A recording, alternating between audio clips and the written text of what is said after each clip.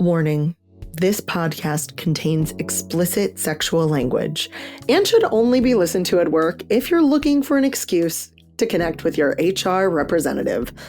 Additionally, all mentions of the word women include cis and trans women. If you are genderqueer, gender fluid, figuring it out, anything in between, and feel like this conversation is also important for you, you are welcome here. Will you open up with me? These pages, they can feed your innermost desires. Do you feel inspired? Are you getting what you need? Are you coming curiously? A secret safe with me. And here you can simply be yourself. Sweet romance. Come on in, come on in, come on. Hi, y'all. This is Jace, she, they, and you found Jace Reads Romance, a community dedicated to empowering women about sex and sexuality through the reading of romance novels. Today, we're going to talk about arcs and my big feelings about them. Yeah.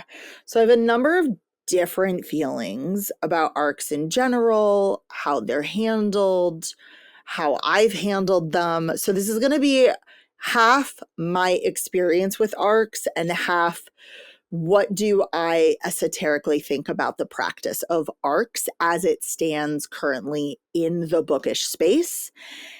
And as I've mentioned in some of our previous episodes, how I'm going to be adjusting my own reading habits based on everything that I'm telling you about. So what is an ARC? An ARC stands for Advanced Reader Copy. You can also have ALCs, Advanced Listening Copy, and it is essentially a copy of the book, because both reading with your eyes and reading with your ears are reading, that you get in advance of a book's release date. Cool. Yes. We on the same page. Amazing. Yes. For ARCs, you can have physical copies of an ARC, and primarily you're going to interact with digital copies of an ARC. With ALCs, it's exclusively digital copies. No one, as far as I have ever heard, is sending CDs or USBs of ARCs, of ALCs. Well, So that is a throwback to childhood. Throwback. Like, I know. Who listening to this remembers using CDs of their own? Back to ARCs. Advanced reader copies. And I'm going to talk mainly about advanced reader copies ARCs because since you know my feelings about my personal experience with audiobooks, I don't request very many ALCs. That's not typically how I read, so I deal mainly with ARCs, advanced reader copies. I read with my eyeballs. There are a number of different ways one can get ARCs. You can sometimes find physical ARCs in places. You're not supposed to sell them if you're a store or if you are a person who has them. It's considered bad form to sell an ARC. The exception that I see is if you are donating an ARC to a charity auction, that is perfectly allowed. But selling an ARC for monies is frowned upon because you are given an ARC typically in exchange for some sort of publicity. Right. And this is where my feelings about the industry around ARCs will probably color my explanation. I apologize, but know that I am not a neutral party when it comes to ARCs and this industry and how it's treated. So typically, ARCs will come with the expectation that you will do some sort of publicity for the book that you've been given access to early.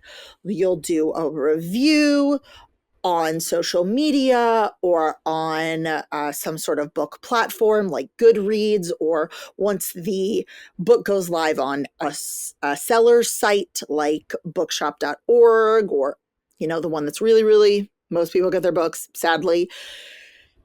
You might also, for physical ARCs, depending on who you are, get PR boxes. Certain publishers or authors will send a certain influencers boxes of swag that are really fun to open. I've been really lucky. I've connected with an author individually, and she has sent me 2 PR boxes for her books. Her name is Katie Minty. Love her. And that's because of our personal connection, not because I have a bajillion followers. I don't. But it has become slightly exclusive, certain things. And then there are indie authors, and you might work with a PR company the author has hired that sends out promotional ARCs. Authors also have street teams, influencers, people in the social media space that are a part of a cohort that will get access to ARCs and things with the expectation that they promote them. Now, notice how I have not mentioned money. No one is getting paid for any of this. Right. And I have mixed feelings about it because, on the one hand, a publisher, an author, a PR company cannot require you to give a book a good review. They can't. It is against regulations to require that of someone. But you are also doing free labor for the publisher, the PR company, and the author. And it's really fun to get an ARC. It's really fun to get to read a story, a book, before everybody else does. But if we're thinking about the value of your time, the average book, romance book, let's go with a long one, is 350 pages. Okay? Yeah. Most people read, I think the average is about 60 words per hour, or 60 pages an hour. So you're clocking just under 6 hours of reading. And that's if you read 60 pages an hour. Yeah. So you're reading 60 pages an hour. And then on top of that, writing a review, creating content videos or infographics, putting it up on social media, all of those things. This is probably 8 hours of work. That you're giving yourself at the least for zero monies. Yeah. And I have feelings about that. I do. I really have feelings about industries and certain things that take advantage of passion as free labor instead of being paid for your expertise and your time and your effort. So I have really big feelings about it. There are also weird competitions that especially publishers, the big 5 in trad, will have smaller influencer groups, and you have to apply and get selected, and it can be weirdly competitive and feel like, I mean, it can drum up a lot of feelings of exclusivity or insecurity. But the free labor part really bugs me. It does. The free labor part is like, I'm like, you are, I can't even say, part of the reason why I am feeling this way is because I have participated in this over the last year. Yes. Multiple times. What are you talking about? I will give you my 2025 list of how many ARCs I've gotten. Right before we hopped on this call, I actually got an email of approval of another ARC. So, for the most part, if you just want to kind of dip your toe into the ARC pool, the easiest way to do this is a site called NetGalley. Yes, this will be in the show notes. Yeah. And anyone can make an account. Anyone can make an account, and you can get ARCs. And this is what a lot of traditional, or not traditional, well, yes, traditional publishers. This is what traditional publishers and even indie publishers use primarily. I've even had PR companies send me ARCs through NetGalley. So this is like the biggest source for ARCs. And through NetGalley, there are two ways that you can get ARCs. You can request. So you submit a request to the publisher, because they're not going to just give them to anyone, because if you're getting an ARC, you might not buy the book. You can request it and they can approve or decline your request. And then sometimes they will put an ARC up for read now. And it's usually about 24 hours where you can just click and get the ARC. And this is to drum up interest. And again, free labor. Yeah. Now, as I've said, I have a mix of just NetGalley approvals or read nows. I've done PR companies. I don't work on any street teams. And the reason is because I give critical feedback on everything. And I don't feel comfortable being part of an author-specific cohort. I don't feel like I can give critical feedback. It's just, and I know that's not the case. I know legally that's not the case. You can't say it like, oh, if you're part of my cohort, you can't give any critical feedback on a review. But there really isn't an author that like every book is 5 stars and there's nothing ever wrong with it. So I would never want to be on a street team, Right. because I'm always critically looking at books. And you can go back to the episodes about how I rate and how I critique books if you're curious as to why. So in 2025, so far, I have read 56 ARCs. Almost 30% of the books that I've read are ARCs.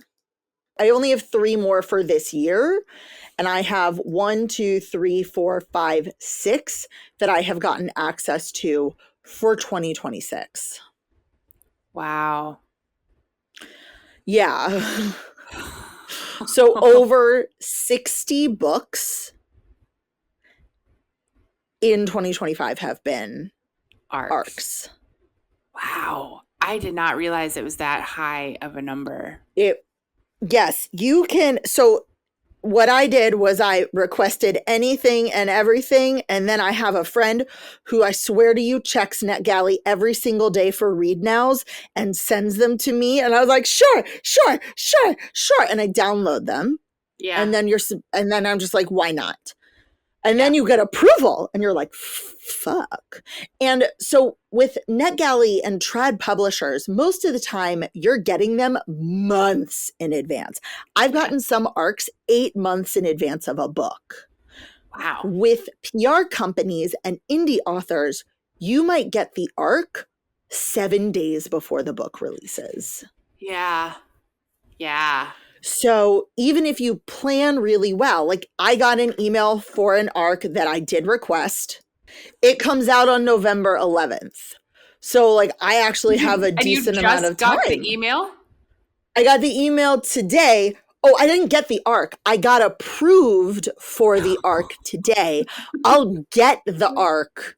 Hold on, let me read the email. Michael, cut out the boring bits. I'll get the ARC on October 28th. Ideally.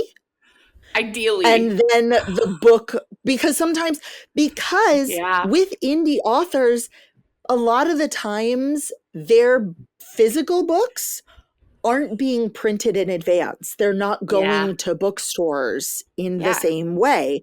So they're dealing with a document that can get uploaded at the last minute to the digital sites. And once it's uploaded and you order your book, through a different place, then it gets printed. So they're still making changes to their documents up until the last minute. So about 2 weeks, but I've gotten them in as little as 1. Yeah. Dang. I know.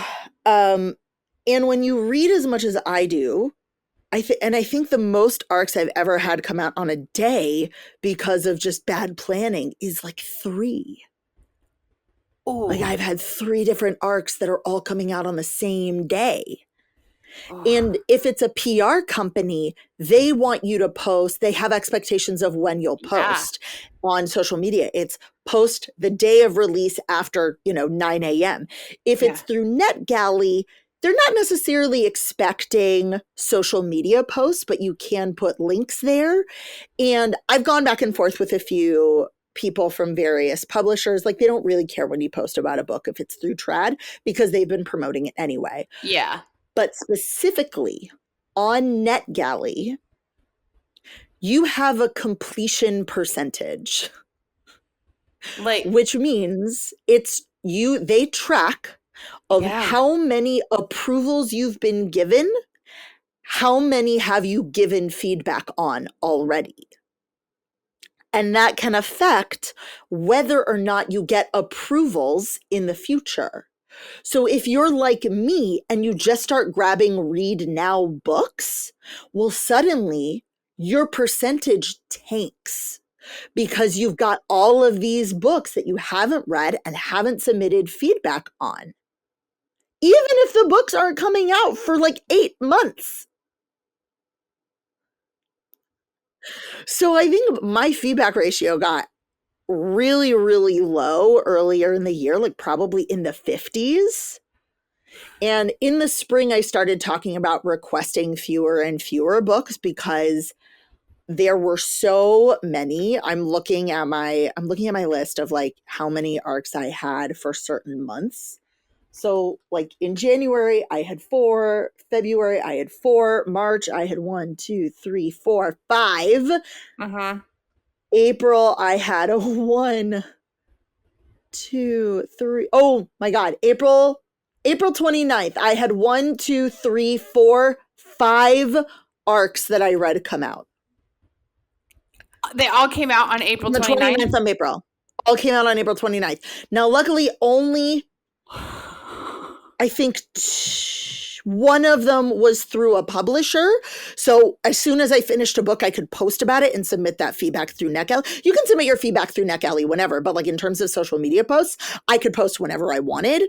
Yeah. But the publisher wants you to post on the day. And then for May, I had, there are 4 books that came out on May 6th. So in 2 weeks, I had like 11 books that came out and had to be posted about. So 1, 2, 3, 4, 5, 6, 7, 8, 9, 10, 11, another 4 on May 20th, 13, 14, 15. 15 books came out in May, which is why in May I was like, maybe I shouldn't request so many arcs. I remember that. Yeah. 15.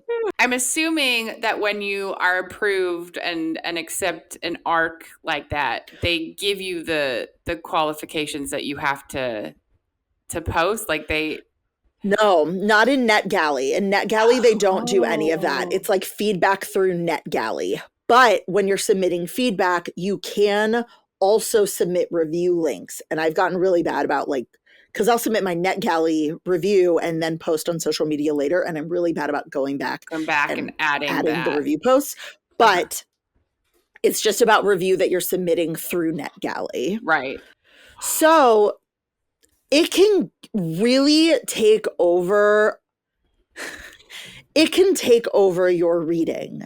Yeah. If you're reading 200 books in a year, I mean, if you're not reading 200 books in a year, this might be all you do. Yeah. As I said, I read 56 arcs so far this year. Most Americans do not read 56 books in a year. No, but that's like it's a job.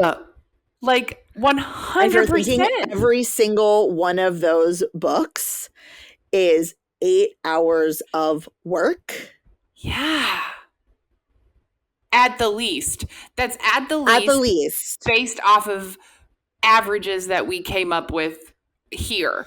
So that Yeah. doesn't take into account slower readers, people who like want to read the book multiple times before they actually give like structured Feedback. in-depth feedback. Yeah. Or Dang. who do really complex content. Yeah. Like, or you know, Oh or if my I thought about like every single time these books were mentioned in content, they're mentioned in my What I Read weekly post, they're mentioned in my podcast episodes of Roundups, they're mentioned in my like yes, no, maybe wrap up on social media, then there are the individual posts. Then if I really liked it, are they in some of my like, am I talking about them in terms of like my favorite 5-star reads? Are they my favorite South Asian authors of the year? Like there's so much that the book can get connected to. And again, like NetGalley only asks that you submit feedback through NetGalley. Right. PR companies typically only want you to submit on the release day. Yeah. So in terms of requirement, but in terms of how these books are like integrated into the rest of my content, they're constantly getting mentioned because I make content constantly about everything that's going on. So, and I do have a lot of feelings about the free labor that is expected because it means people who have massive followings, like they should... I have feelings about free labor in general and the social media, like influencer work sphere and the capitalistic gig economy in general. Yeah. But it annoys me that someone who's going to be putting in a professional, I do this full-time level of work is treated the same way as someone who's like, I just read books for fun. And I'm not saying one is necessarily better than the other. And we all know that like the algorithm is racist and like like homophobic and all of this stuff. Like we know that there are all these things against certain minorities and groups of people getting fair access to that level of social media success. But in general, I find that like if you're a PR company, like it frustrates me, and I see it in social media all the time. Like I see it with beauty influencers, I see it with like health and wellness, I see it with anyone. Like I see it with mom influencers, I see it with just like 20 somethings, anyone who's in the social media space. The capitalistic bullshit that we're attached to requires your free labor. Yeah. And part of me wonders, is access to a book early worth it to me? Yeah. It's a really good point. Yes. There's also the fact that ARCs have you on a timeline. And and it is not always easy to stick to that timeline. Do you remember when I had 5 ARCs? That was not it wasn't like, oh, I had no other ARCs or reading that I was trying to do. Exactly. So like, and I don't know if I've mentioned it here on the regular podcast. I know I've talked about it on our membership space on Substack, but I have some health stuff going on right now. Yeah. And 2026 is going to be very challenging for me. Yeah. And I have to focus on healing, on being healthy, on making sure that the choices are really for my body and my well-being. And say, like, getting a book in 7 days and reading it in addition to whatever else I'm doing, I don't know if that's going to be possible. I was going to say it might not be feasible. Yeah. With with the recovery that I'm looking at, I don't think it's feasible. Yeah. And like, just everyone, I'm fine. I'm being well taken care of by a team of medical professionals. Like there's Yes. nothing emergent going on, so don't worry. But I don't want to put the additional pressure on myself of having to read these books by a certain time. Yeah. Or potentially letting someone down. Mm-hmm. Like an author, like especially with PR companies, because like it's usually for indie authors, people that I love. Exactly. Like, oh my God, I want to support your book because you're so great. Like Cleo Evans. I love Cleo Evans. I know. So much. Or Gianna Darling, the last book in that trilogy. I've been really lucky and I've gotten arcs of the first two, but I don't know if I can commit to it whenever it comes out, asking for an arc of the third, because I don't know if I'll be able to, within the timeline that they need, do the 8 hours of work that they're asking. Exactly. And so for me, even though I do have arcs in 2026, my plan is to complete them in 2025 before my health stuff really comes into fruition. Yeah. So you're going to see a big change in that, which is so ironic that like now that I'm getting through all the arcs that I have and I'm not picking up new ones, like my NetGalley percentage is at 85%. Yay, I'm crushing it. I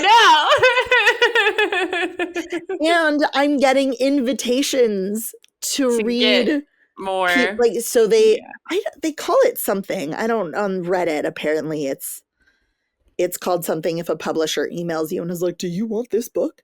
And I've gotten those. I'm starting to get like, oh, you've been reading, like you read Adib's book. Like, do you want Julian's book? And I was like, I already grabbed it on Read Now. So thank you. Like, keep me in mind. Definitely, you know me so well. But like, that's so wonderful that publishers are now like, this is someone we can rely on to do these things. And I don't know if I can be that in early 2026. So it's hard. Well, and not only that, but a lot of ARC readers have outside jobs. Like, I mean, not all of them, but a lot of them. And most people in the bookish space have outside jobs because you don't make money in the bookish space. Exactly. And so expecting someone to do that many hours worth of free labor boggles my mind. Yeah. Because that's a work day. That's a normal work day. And this is where I know a lot of people in the book space who aren't, this isn't their full-time gig because they can't make money because publishers don't hire you to do PR for them. Authors typically don't hire you to do PR for them. PR companies aren't hiring you. You might get some, like I have a bookshop.org account. So if you buy books through my shop, I get money. There are some people who do partner, but it's almost never with books. There's someone I love. I adore her so much. And she's on like legitimate trad publisher influencer groups and she gets PR boxes and tons of stuff. But you know how she gets money? Like Touchland hand sanitizer. Maybe through social media platforms in general. Yeah. But what she does is she uses the books and the physical arcs that they're sending her especially to create aesthetic content that people interact with. So it's not the bookish space that is paying her for this. It is Instagram or TikTok or whatever for the content she's making. And she uses what she gets from these places as part of her content. Yeah. Yeah. But again, it's still free labor on her to show off the PR box that she gets from X, Y, and Z. Yeah. And it's just an unspoken expectation. Like it's just like, oh, we're gonna send you this, so yep, you're gonna do this for us now. It's like for ARCs through PR companies, it's you're signing up to, and they state it when you submit like a request for Right. them, that you are agreeing to publish a review on social media. Yeah. With NetGalley specifically, you aren't really committing to anything. Like, it can't fire you. Right. It can't stop you from getting Read Now books. The publisher may not approve you for anything in the future, but you're not breaking a contract or an agreement. Right. And it's hard because if the thing you love is books, a lot of the way people make money in the influencer social media space is through brand partnerships.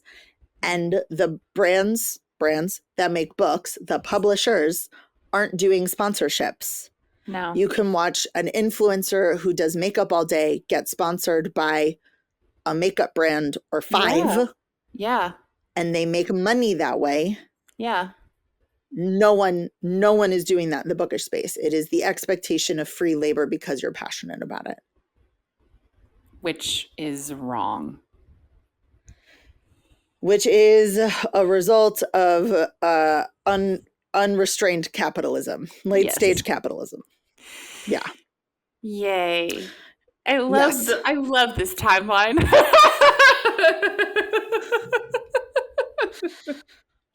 Yeah, we have never, I don't think any part of the world has lived through late stage capitalism before, but here we are. How no, I was just going to say, I can't wait to see what the history books say, but who knows if the human race will survive it, quite honestly. Yes. So, how do I feel about it? And there's part of me that I got that email that I opened right before this. I'm like, oh my God, you chose me. You chose me. Yeah. There is such a part of me that feels lucky and excited to get access to these books ahead of the plebes, whatever.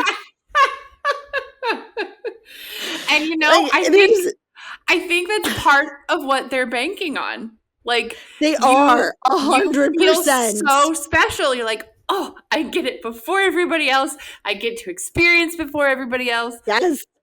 And but then you're also icky. Like, it feels a little icky just there are some about moments when it is a little icky, but I can't even complain when I got to read All Superheroes Need Photo Ops because it was amazing. But the problem is no one else has read it. I'm alone.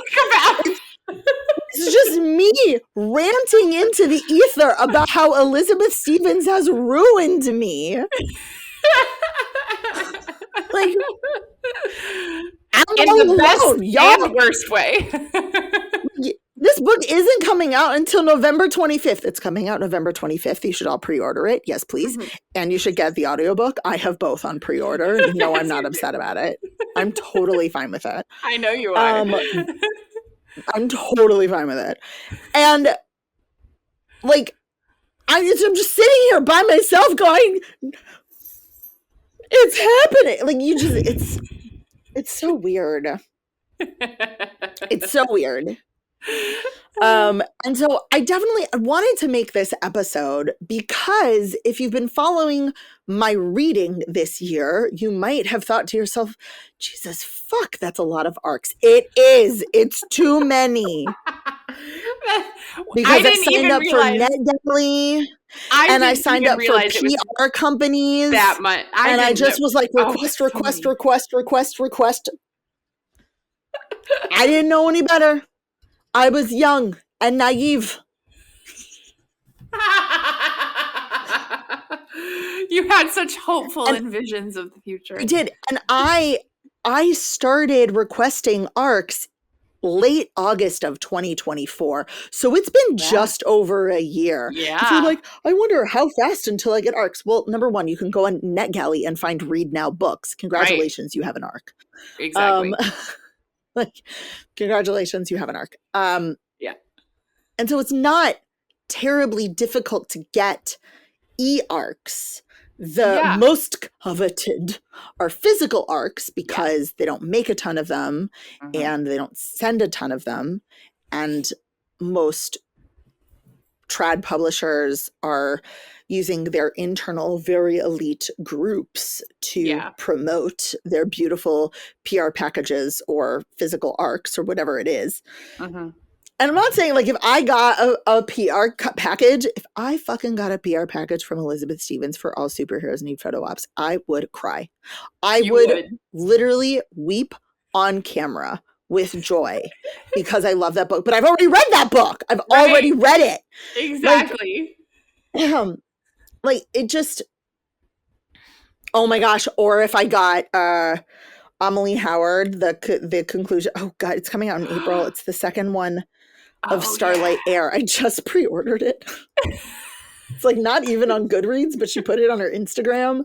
Oh my gosh. Oh, so I loved the Starlight Air so much. I know.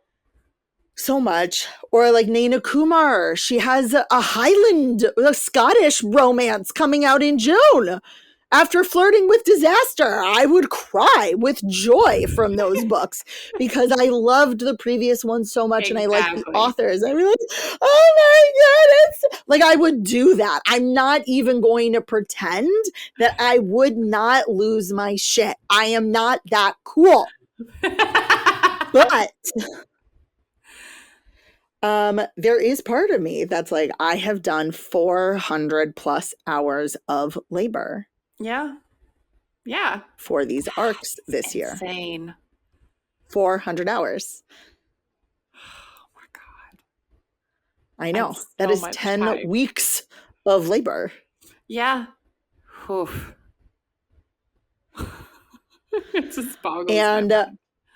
It boggles my mind. I don't know if in 2026, I really am taking my health first, which will mean very few arcs, and it might mean very little reading, depending on what my body is capable of. And transparently, I don't know. I really don't. Yeah. So we're all going to experience this journey together. Yes. It's going to be beautiful. So, what was I saying? So I won't be requesting arcs. I might not be reading as much. I don't know what the future will hold for me afterwards. Mm-hmm. I might find that I'm giving myself enough space that if I get an email from someone that's like, do you want Adib Khorram's final book in the trilogy? I'd be like, yes, please. Thank you. Yeah. I want it now. Give it to me. I want to know what Arya the Slut is going to do.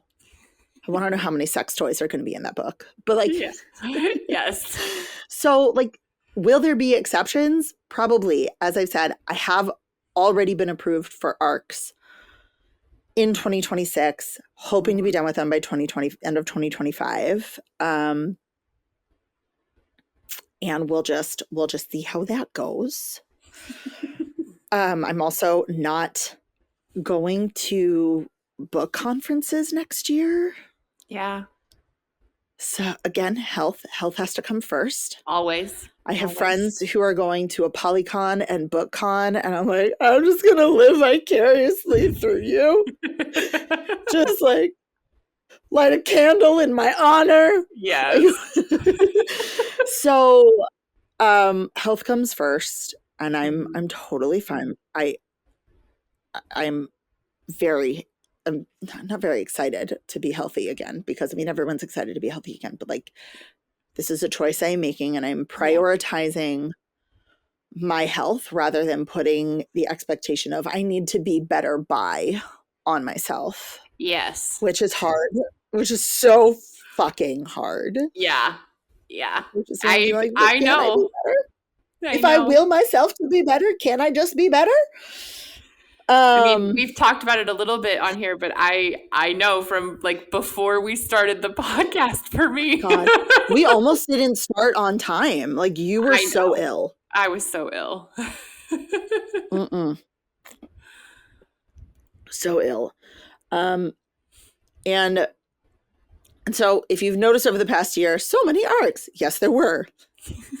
That was not the right decision. I have learned from my excitement. Yeah. And I'm very grateful for all of the arcs that I've been approved for. I'm so glad that I was given these opportunities to read new authors and share new voices and share voices that I already loved. But it is, I think it's time for a little bit of a shift for me. Now, if you listened to this entire episode and went, fuck it, I don't want to do it. Great, go to NetGalley. I will share the 2 PR companies that I primarily work with. They are not the only PR companies. They're just the ones whose lists I got on and I've been approved by.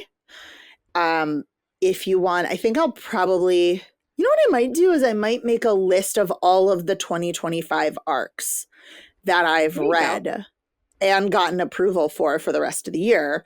So you can see what they look like from my perspective. All of that will be in the show notes.